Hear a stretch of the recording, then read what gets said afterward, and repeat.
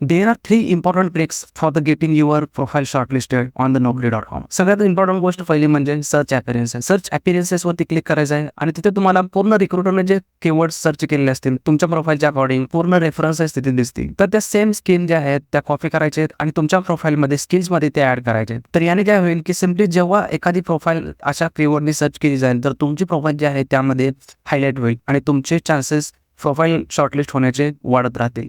दुसरी इम्पॉर्टंट गोष्ट म्हणजे जॉब्सवरती ओव्हर केल्यानंतर तुम्हाला इन्व्हाइट नावाचा एक ऑप्शन दिसेल. त्याच्यावरती क्लिक केल्यानंतर तिथे ज्या पूर्ण ओपनिंग्स असतील त्या ओपनिंग्सना 1 बाय 1 अप्लाय करायचा आहे. तर ह्या ज्या ओपनिंग्स असतात या बेसिकली तुमच्या प्रोफाईलच्या अकॉर्डिंग पूर्ण मॅच झालेल्या असतात आणि त्याच्या अकॉर्डिंग तुम्हाला जे आहे ते इन्व्हाइट आलेले असतात. त्यामुळे ह्या प्रोफाईलला 1 बाय 1 पूर्ण अप्लाय करायचं आहे. आणि तिसरी इम्पॉर्टंट गोष्ट, जोपर्यंत तुम्ही जॉब सर्च करताय त्या केसमध्ये तोपर्यंत तुम्ही तुमचा जो नोकरी ॲप्लिकेशन आहे तो पिन करून ठेवायचा ब्राउझरला.